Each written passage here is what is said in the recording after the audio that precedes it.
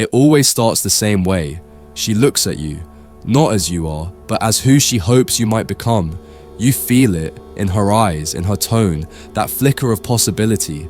Maybe it's hope, maybe it's hunger. You think you're being seen, but you're not. You're being scanned, measured.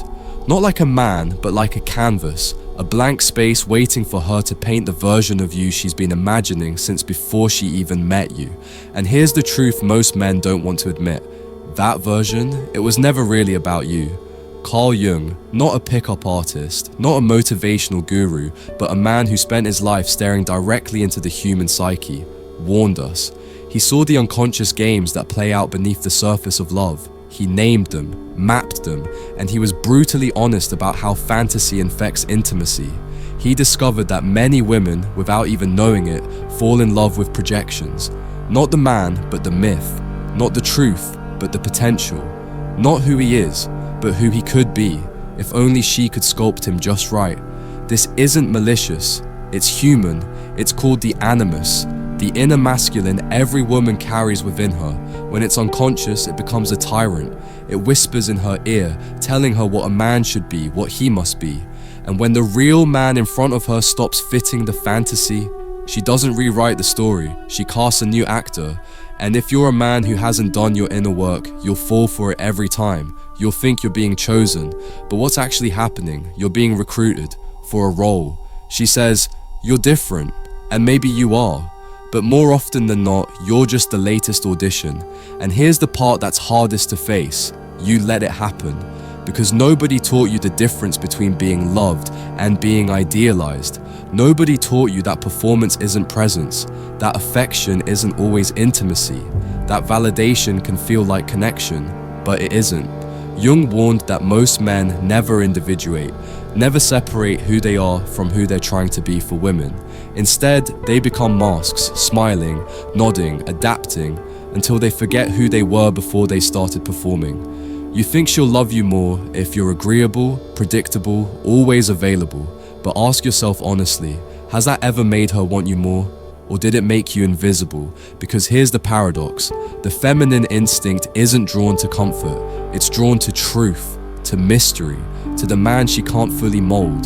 The moment you stop being a character and start being real, the moment you stop trying to earn her approval and start living from your own center, that's when everything shifts. Not because you're playing a new game, but because you've stopped playing altogether.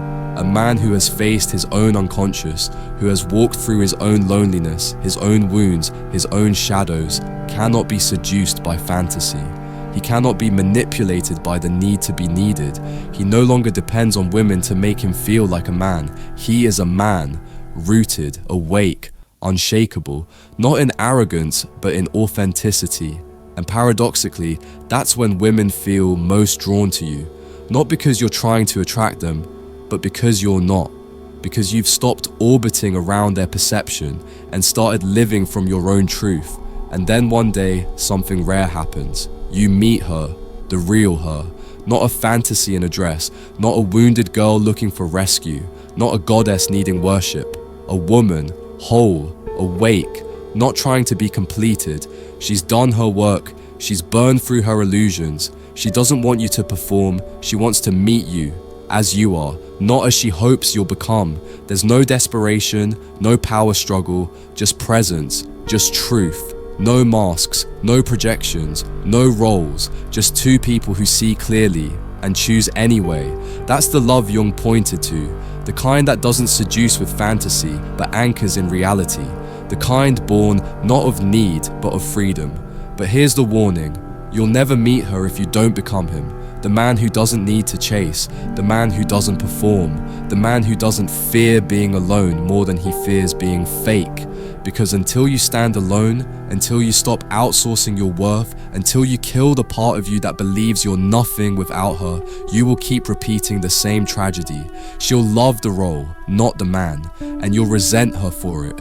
But the resentment is misplaced because she never forced you to perform. You chose the part, you volunteered for the script, you handed her the pen. So here's the choice, blame her. Call her controlling, manipulative, unfair, or take responsibility. not for her fantasy, but for the part of you that played along. Jung didn't give men comfort, he gave them confrontation. He didn't promise you'd be loved, he demanded that you become someone worthy of respect and especially your own. And if you do that, if you walk through that fire without flinching, you'll find yourself on the other side, whole, clear, unshakable. And that is the man women are truly drawn to. Not because they need him, but because they recognize him. And in that recognition, everything changes.